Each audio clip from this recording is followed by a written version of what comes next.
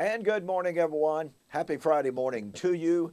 Welcome back to Morning Musings. My name is Don K. Preston. I am the president of Preterist Research Institute of Ardmore, Oklahoma, and this is what I call Morning Musings here on Now TV. You know, I've been with you a little over 2 years now, and I just want you to know, as I've said so many times before, and I mean it very sincerely, how much I appreciate you being with me.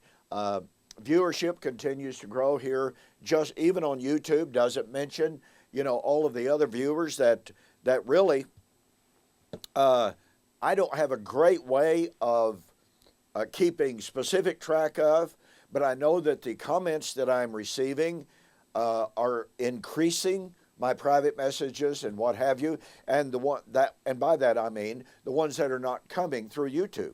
So I know that our viewership is definitely growing. Okay, with that said, now then, I got to tell you, I am just absolutely stoked. I am so thrilled and excited to announce I have just finished filming an entire series of videos, and I believe the number is about 23 videos on the question, when did or when will the 70 weeks of Daniel chapter 9, 24 and following come to an end?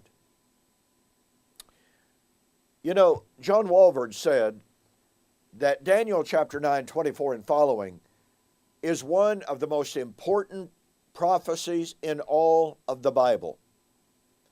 And I agree with him to a certain extent on that. Jesus alluded to it, Peter alluded to it, John alluded to it in Revelation. Paul most assuredly did in Galatians 5:5. And so the importance of understanding the 70 weeks of Daniel chapter 9 is very, very important. Understanding that Daniel chapter 9 contains the kingdom program in a nutshell, all right? 70 weeks are determined.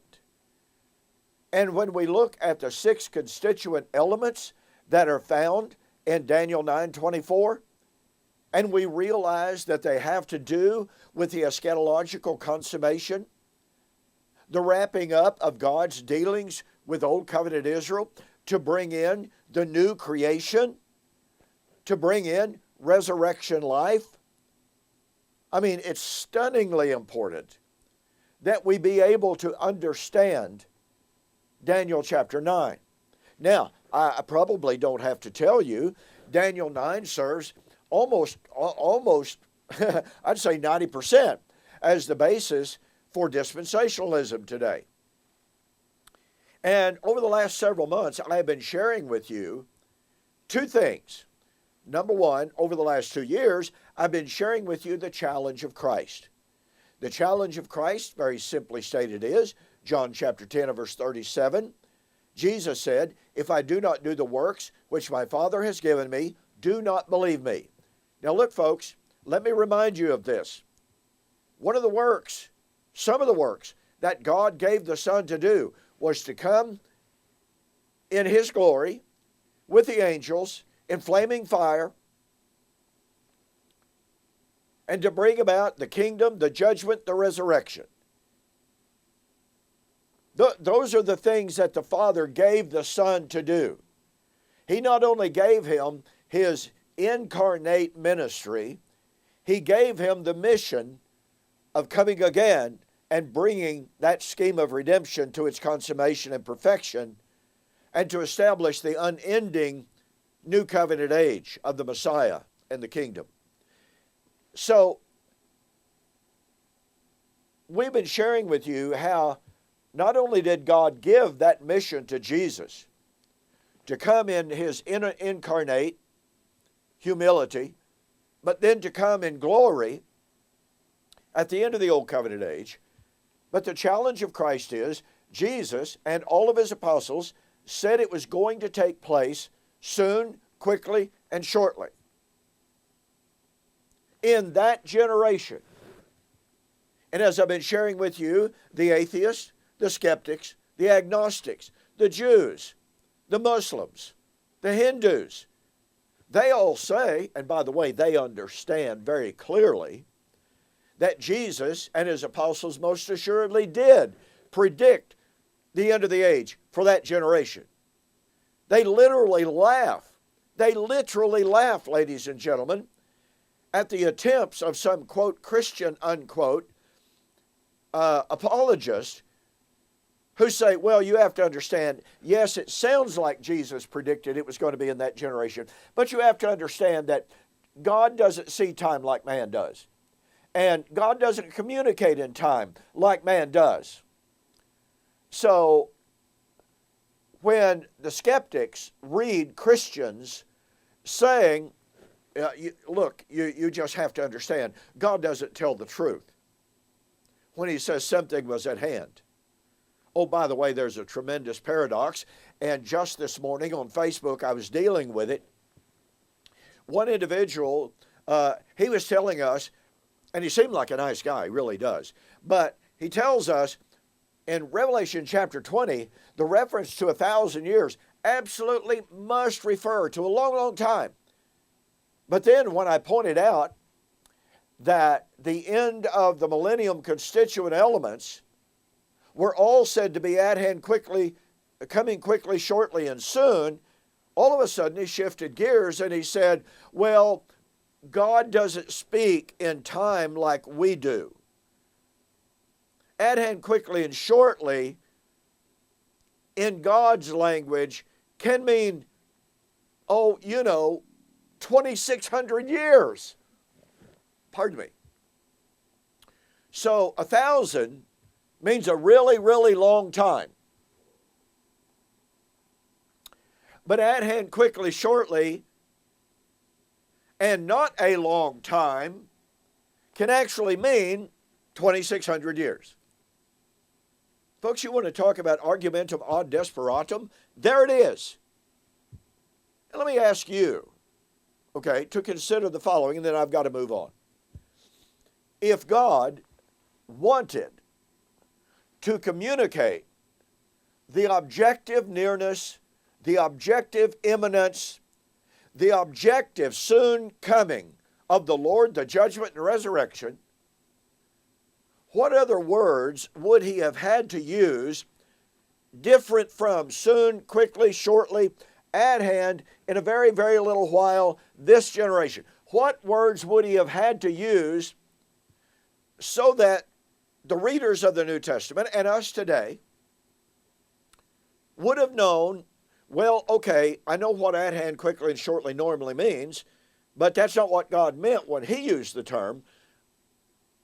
So what words would he have had to use so that when we would read those words today, we know that he actually meant something that was imminent, coming soon, coming quickly, coming shortly in the New Testament time? What words? And by the way, I've been asking that question on this Facebook page in which I've been encountering this individual. And like I say, he seemed like a nice guy. And he won't answer. He literally will not answer.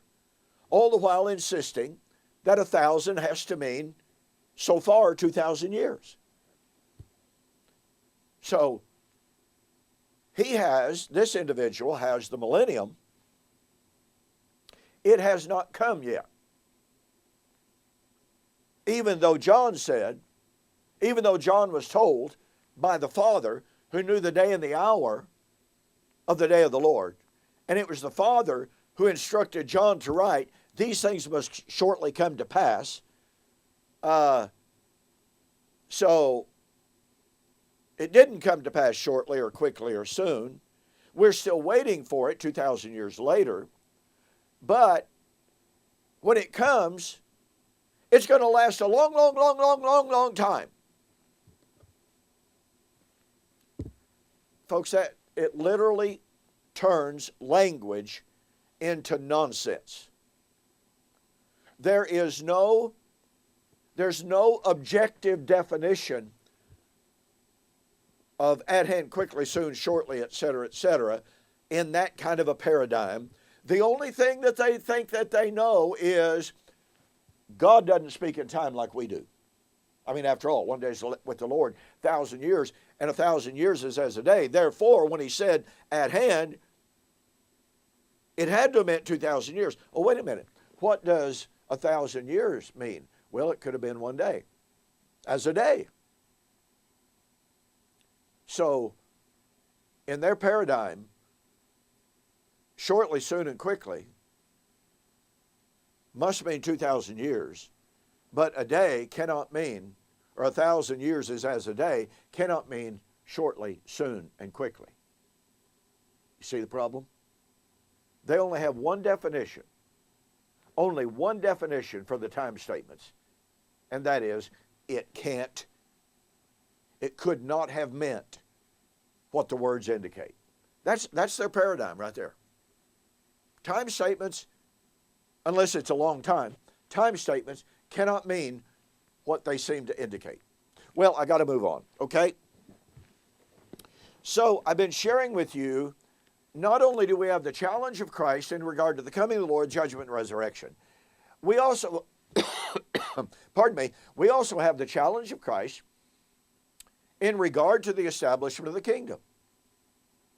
All of that is based upon the view of Daniel chapter 9, 24 and following. And like I said, I'm just so thrilled to announce that I have finished this video series of 22 or 23 lessons. It's going to be available very soon. And yeah, I mean very soon. It won't be 2,000 years away. It's going to be available very soon. It's going to be available on flash drives. It's going to be available on DVD disc. It's even going to be available as download off of my website, donkpreston.com or BibleProphecy.com. So I'll be making the announcement of when it's all finished. My webmaster, my fantastic webmaster, I got to tell you, is such a blessing in our life and to our ministry. He is generating all the videos and putting them on the flash drives and what have you, even as I speak today. So again, I'll be making that announcement. I hope you will be as excited about it as I am. I mean, I discussed Daniel 9 extensively. From the question, is Daniel 9 even a messianic prophecy? As some deny.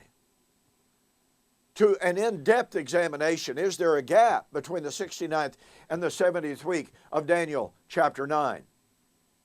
To the question, did Daniel simply foretell the events of the time of Antiochus Epiphanes? And as I suggested, not even predictive of Jesus and his ministry. So what's Daniel 9 all about? Be looking for my series on when did or when will the 70 weeks of Daniel chapter 9 come to an end. All right, as I said, got to get back into the lesson this morning. We're trying to bring our series of lessons that I've been presenting to you in charts on if there is a gap in Daniel chapter 9, here's what it would demand, logically. I've been presenting to you a series of arguments known as modus ponens, which is the if-then argument that says, if this is true, then this must be true. It's the form of argument that Paul uses in 1 Corinthians 15 when he says, if Christ is not risen, then our faith is in vain. If Christ is not risen, then all of those who have fallen asleep also in Christ have also perished. So this is a valid biblical form of argumentation. Last week and the week before, I hinted at, and I developed ever so slightly, the question and the argument. If there is a gap between the 69th and the 70th week of Daniel chapter 9, and remember, this is fundamental to the dispensational view. Thomas Ice says, if there is not a gap between the 69th and the 70th week of Daniel, then dispensationalism falls to the ground. I suggest to you, as kindly as possible, dispensationalism falls to the ground. To introduce, once again, what I'm about to develop, let me make this following observation.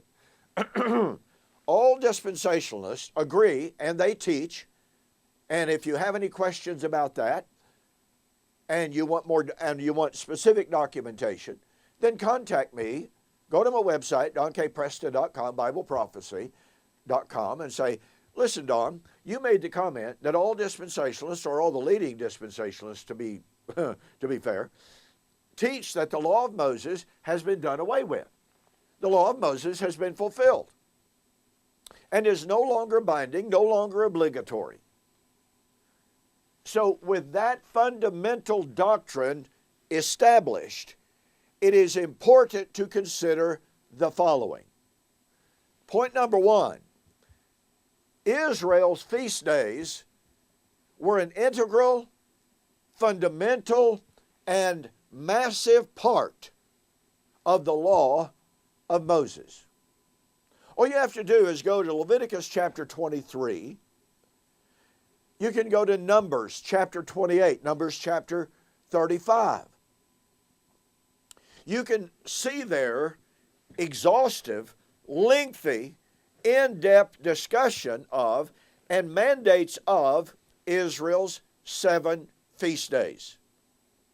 Technically 8, because it includes Shemini Atzerat, Leviticus chapter 23, 33, and following. So, here Israel had 7 feast days. They were all under the umbrella of 3 major feast days. You know, for instance, the last 3 feast days were built upon Yom Kippur. Yom Kippur was set in the middle between Rosh Hashanah and Sukkot. Sukkot being the Feast of Harvest, Rosh Hashanah being the Feast of Judgment, or the Feast of Trumpets, more accurately.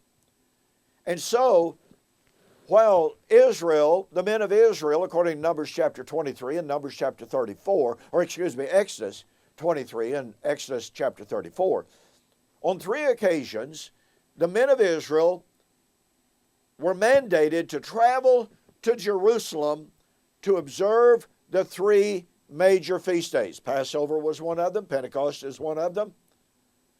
And so during these feast days, all the men of Israel were gathered around, gathered to Jerusalem, gathered to Zion to celebrate the feasts of the Lord. Now, those feast days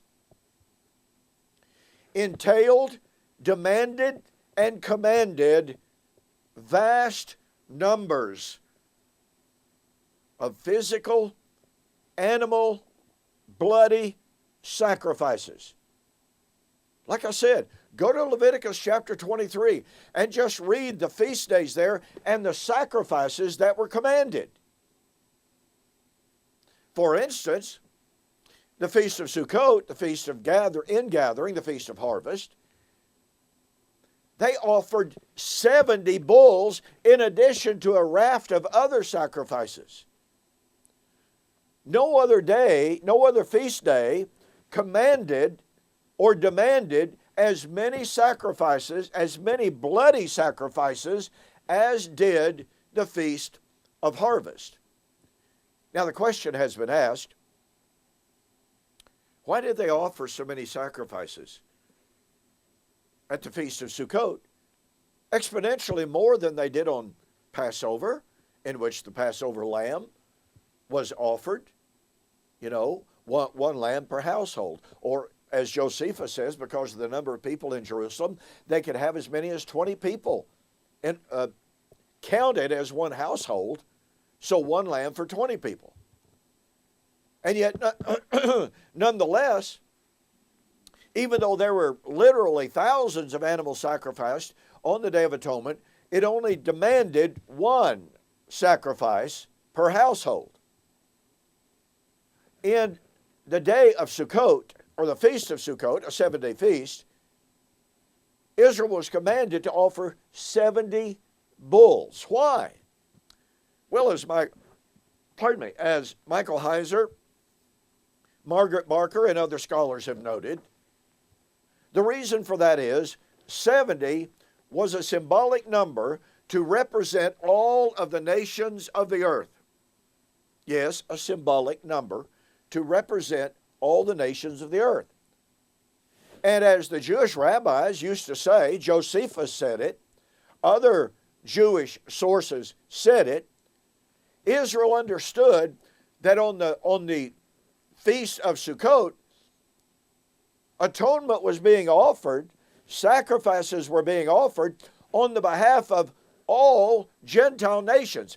That's why Sukkot was often referred to as the joy of the nations. Okay? Now, I say all of that to bring us to this. I have shared with you and I've documented how Daniel chapter 9, verse 24 is based upon Israel's festal calendar. You have the suffering of Messiah, Daniel 9, verse 26, which is Passover.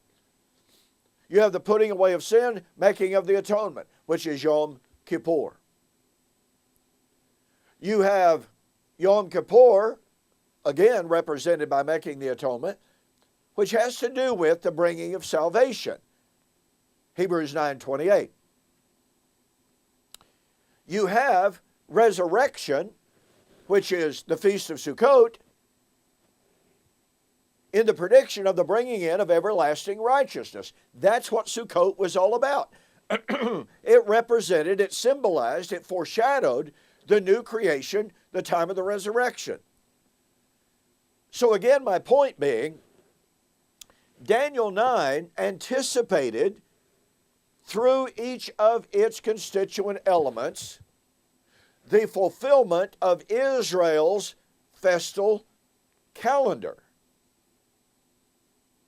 And part of that, it not only included Passover, okay, the very first of Israel's feast days, and it therefore included Yom Kippur, which has to do with the last three of the feast days, and it most assuredly included Sukkot, which was the last of the seven, and then on the eighth day, the day after Sukkot was finished, they celebrated Shemini Atzeroth. Shemini Atzeroth was the ultimate expression of new beginnings, of the new creation. I'm documenting all of this in a book that I'm currently writing entitled Celebrating the Eighth Day, a book on the Sabbath. But for now, it's just simply important that you understand that Daniel 9 is based upon and anticipated the fulfillment of Israel's feast days. Now let's bring these different elements into harmony and join them together. Jesus said, "Not one jot, not one tittle shall pass from the law." That's the law of Moses. That's the law of Moses that included the feast days. Okay? You can't divorce, you can't delineate, you can't dichotomize the feast days from the law. The feast days were, to reiterate, a massive element, a massive part of, a fundamental part of the law. And Paul tells us, pardon me, writing years after the cross, writing over 30 years after the cross, the point at which we are told the law of Moses was supposedly nailed to the cross, Paul says, "Let no man judge you in respect of new moons, feast days, and Sabbaths." Oh, wait a minute, what is this? New moons. That's Rosh Hashanah. Feast days, all of the feast days, all of Israel's festal occurrences or occasions were feast days and Sabbaths. Do you realize that virtually every one of Israel's feast days was a Sabbath? Just go to Leviticus chapter 23. On this feast you shall do no labor. It is a Sabbath unto the Lord. So here's Paul writing 30 years after the cross, when the law was supposedly nailed to the cross, and he was writing to Gentiles who were being pressured to keep the law of Moses to be saved as Christians. That's what Colossians 2 is all about. And Paul says, "Let no man judge you in respect of new moons, feast days, and Sabbaths." In other words, don't let any man impose the feast days on you because they are. And he uses the present active indicative, which means at the time that he wrote in Colossians in 62 AD, the law was still, now watch this, a shadow of the good things that are about to come. In other words, the feast days had not yet been fulfilled.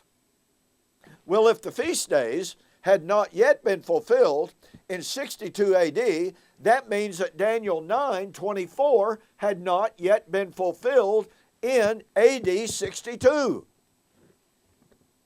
Now, my dispensational friends are going to say, that's right. We agree with that. Oh, but wait. Houston, we have a problem. A problem for the dispensationalist. Because you see, my dispensational friends say we're still waiting on the day of judgment. Oh, and by the way, all millennialists say we're still waiting for the day of judgment. Postmillennialists say we're still waiting for the day of judgment. In other words, we're still waiting for the fulfillment of Rosh Hashanah, the feast of the new moon. And they tell us we're still waiting for the second coming of Christ to fulfill the Yom Kippur. And they tell us we're still waiting for the harvest, the resurrection. And they tell us we're still looking for the new heaven and the new earth. Well, wait a minute, ladies and gentlemen.